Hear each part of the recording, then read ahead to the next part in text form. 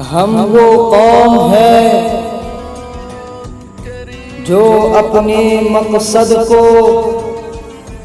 کبھی فراموش نہیں کرتی، مقصد کے لیے جیو، منزل کی طرف بڑھو، بڑھتا یہ قدم آپ کا ضرور انقلاب لائے گا۔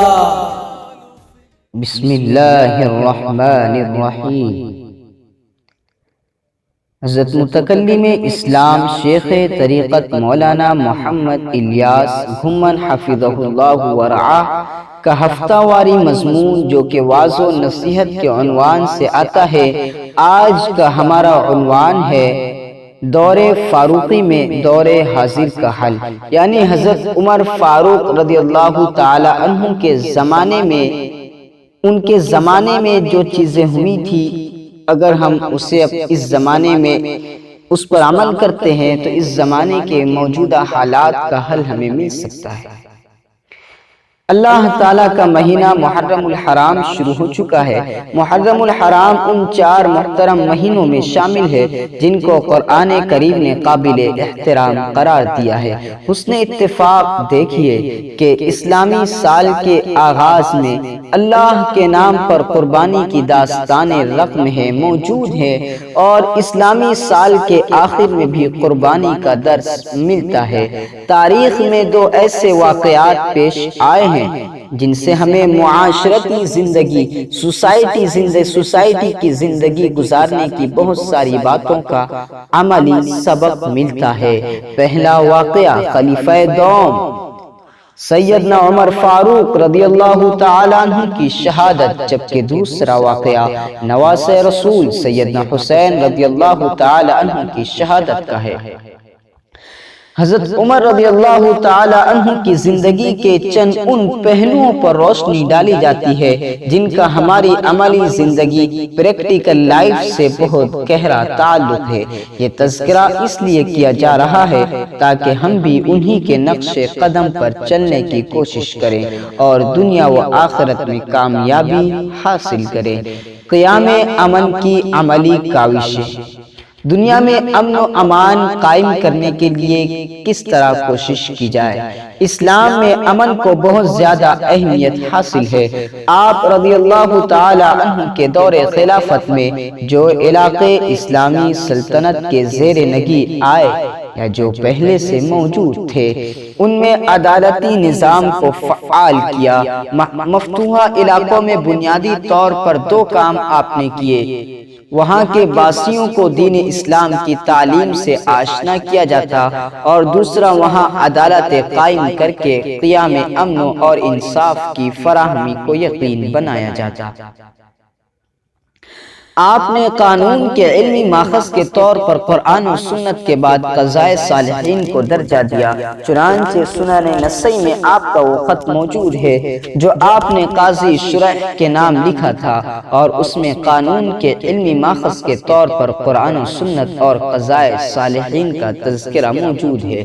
اس سے ہمیں قرآن و سنت کے بعد صالحین یعنی دین کے ماہرین کے فیصلوں پر عمل کرنے کا سبق ملتا ہے۔ کمال دیانت۔ اسلام باہمی مشاورت پر زور دیتا ہے تاکہ خیر کے پہلو زیادہ سے زیادہ سامنے آئیں اور نقصان دہ پہلو سے بچا جا سکے۔ حضرت عمر رضی اللہ تعالی عنہ کی زندگی اس کی عملی نمونہ تھی۔ خلیفہ وقت میں عدالت، دیانت، تقوی، علم دین سے واقفیت، انتظامی امور میں اہلیت اور احکام شریعت کے نفاذ کی صلاحیت موجود ہوتی ہے جو اسے عوام سے ممتاز کر دیتی ہے۔ لیکن اس کے باوجود آپ اپنے مشیروں کی بات کو اہمیت دیتے تھے اور ان کی حوصلہ افزائی کے لیے ایسے الفاظ ذکر فرماتے جس سے آپ کی کمال دیانت اور عاجزی چھلکتی ہوئی نظر آتی ہے۔ چنانچہ سنن دارقطنی کتاب النکاح میں ہے کہ حضرت ابو سفیان کہتے ہیں کہ مجھے میرے مشائخ نے بیان کیا ہے کہ ایک شخص حضرت عمر رضی اللہ تعالی عنہ کی خدمت میں آیا اور کہنے لگا، اے امیر المؤمنین، میں اپنی اہلیہ سے 2 سال تک غائب رہا ہوں اور جب واپس آیا ہوں تو وہ حاملہ ہے۔ اس وجہ سے میری اہلیہ، میری بیوی شرعی سزا کی مستحق قرار پاتی ہے۔ حضرت عمر رضی اللہ تعالی عنہ نے دیگر صحابہ کرام رضی اللہ تعالی عنہ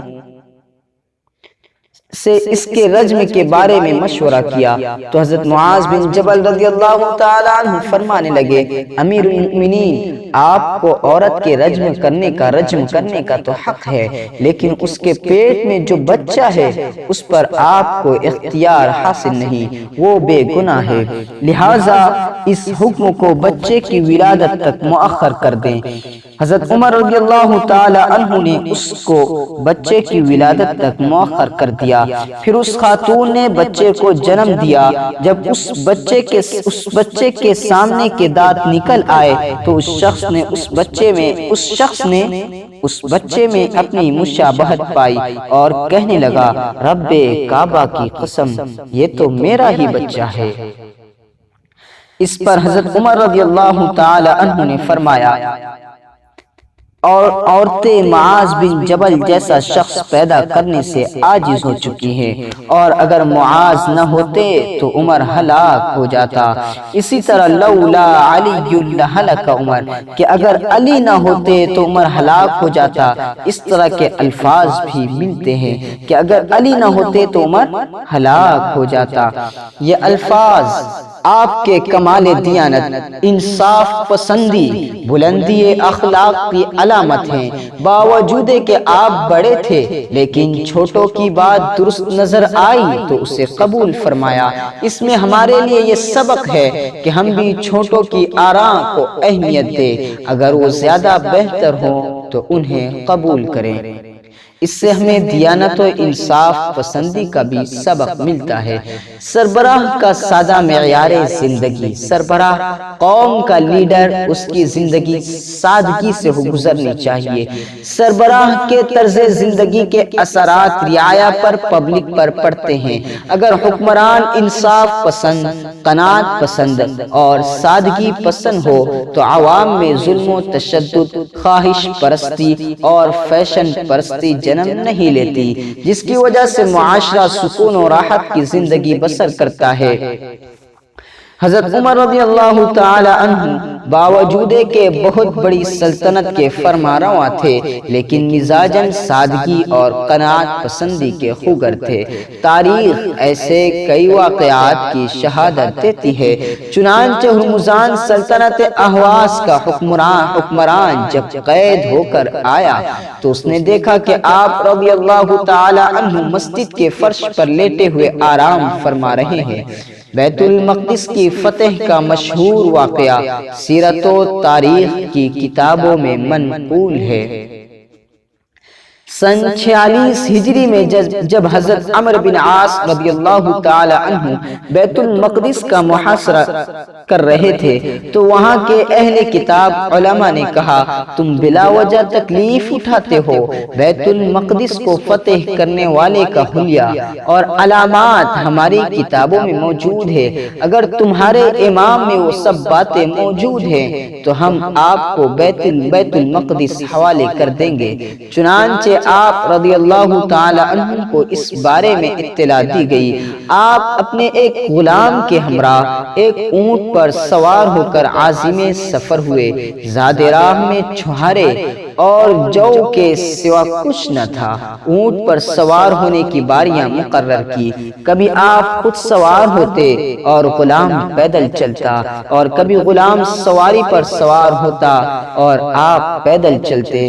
آپ نے جو کرتا زیب تن کیا ہوا تھا اس میں پیون لگے ہوئے تھے۔ جب بیت المقدس کے قریب پہنچے تو مسلمانوں نے آپ کے لیے ایک عمدہ جوڑے اور گھوڑے کا انتظام کیا۔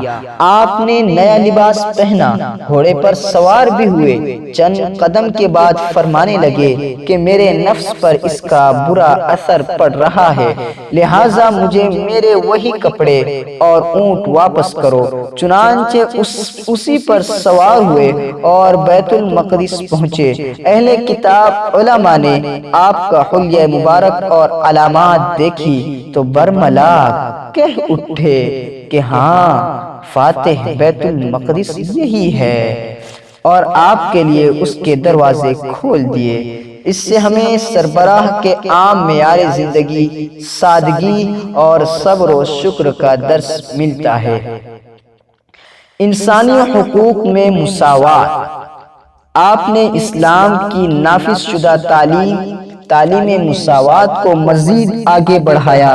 چنانچہ کسی علاقے کے حاکم، گورنر، بلکہ خود خلیفۃ المسلمین کو یہ اجازت نہیں تھی کہ وہ اپنے آپ کو دوسروں پر ترجیح دے۔ جو وظیفہ بدریوں کو یعنی بدری صحابہ کو ملتا وہی آپ لیتے تھے۔ اس سے ہمیں مساوات، برابری کا درس ملتا ہے۔ حقوق نسواں کا حقیقی تصور۔ اسلام میں خواتین کو بہت بلند مقام حاصل ہے، اور خواتین میں سب سے اہم عنصر حیا اور تقدس کا ہے۔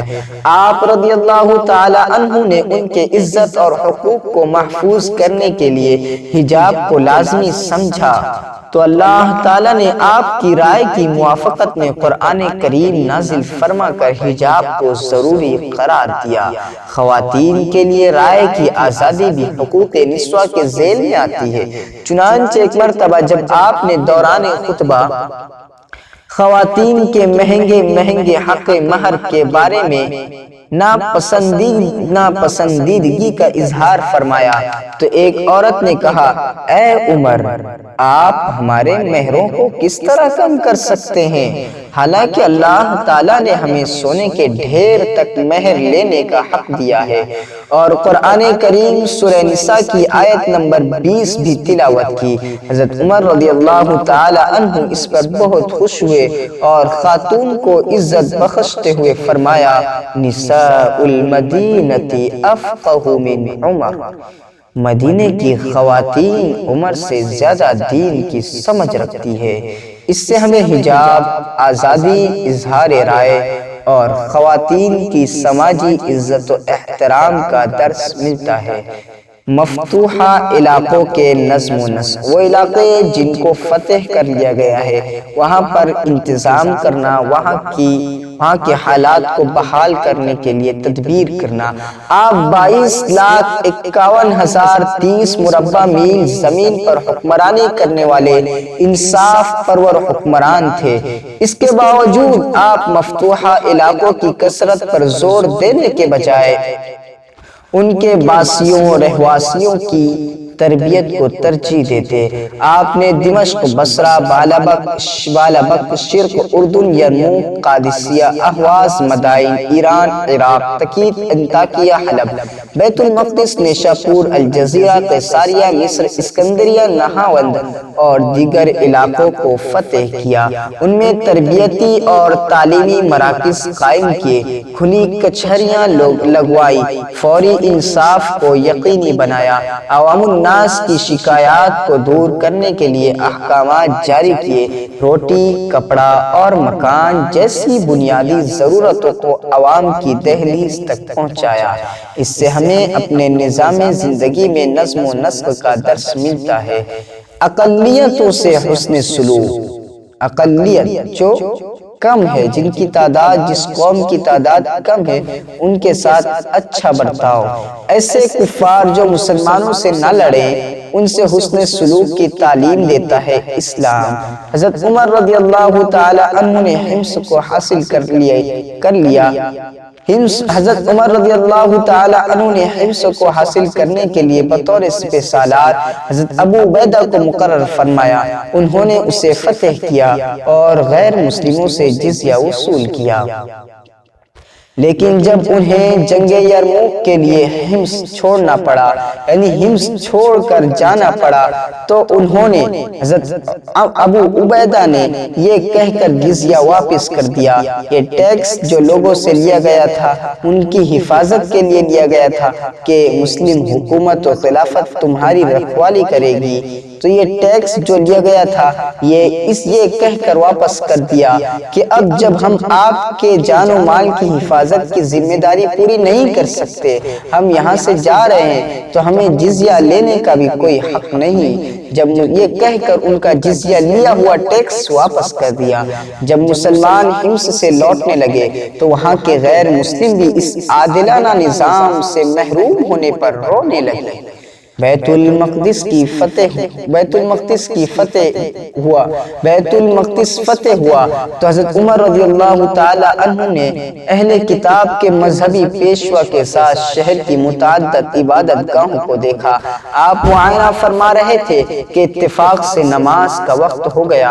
انہوں نے آپ اور آپ کے رفقا کے لیے صفیں بچھا دی کہ آپ یہاں نماز ادا کر لیں، لیکن آپ نے یہ کہہ کر انکار فرمایا کہ اگر ہم نے یہاں نماز پڑھ لی تو کل کو کوئی یہاں مسجد بنانا شروع کر دے۔ میں نہیں چاہتا کہ غیر مسلموں کی عبادت گاہوں میں ہم کسی طرح کا حق قائم کریں۔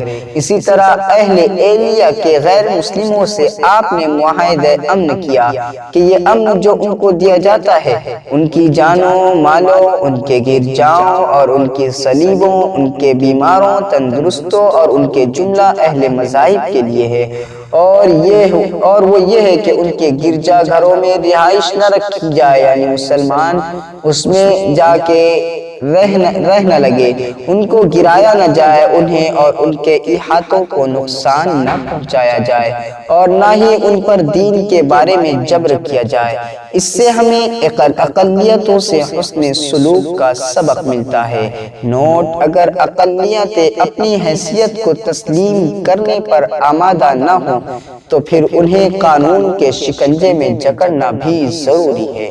دیگر سماجی و رفاہی خدمات۔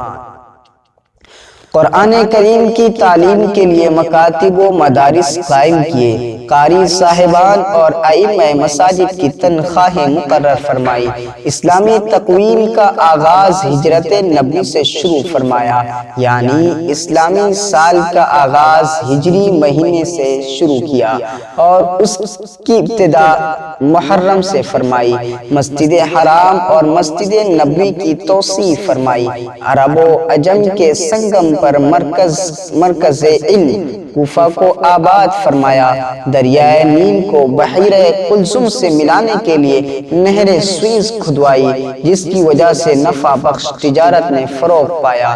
یہ وہی نہر سوئز ہے جس کے ذریعے آج اربوں کمایا جا رہا ہے۔ محکمہ ڈاک قائم کیا، شہر کے اندرونی حالات کو درست رکھنے کے لیے محکمہ پولیس قائم کیا، فوج کو سرحدیں اور محاذ سپرد کیے، بیت المال تعمیر کرائے، اپاہج، معذور اور ضعیف لوگوں کے وظائف بیت المال سے مقرر فرمائے، مسافروں کے لیے شاہراہوں پر مسافر خانے تعمیر کرائے، لاوارث بچوں کے تربیتی مراکز قائم کیے، دریائے نیل کے نام خط جاری فرمایا جس سے دریائے نیل چل پڑا۔ یہ آپ کی کرامت تھی، اور قیصر و کسریٰ جیسی سپر پاور طاقتیں پاش ہوئی۔ مورخین کے محتاط اندازے کے مطابق آپ کے زمانہ خلافت میں 36,000 علاقے فتح ہوئے، 900 جامع مسجد اور 4,000 عام مساجد تعمیر ہوئی۔ 3600 علاقے فتح ہوئے عفواً۔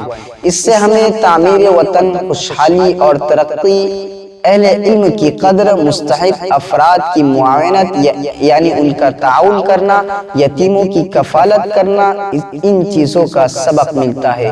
خلاصہ یہ ہے کہ اگر ہم مزاج فاروقی کو اپنائیں گے تو ہماری دنیا بھی سنور جائے گی اور آخرت بھی، ترقی بھی کریں گے، ہدایت بھی عام ہو جائے گی، ضرورت مندوں کی معاونت بھی ہوگی اور معاشرے میں انصاف بھی عام ہوگا۔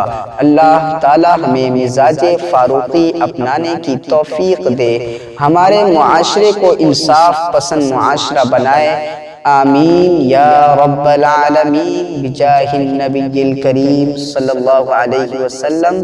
محمد الیاس گھمن، جمعرات 13 ستمبر 2018۔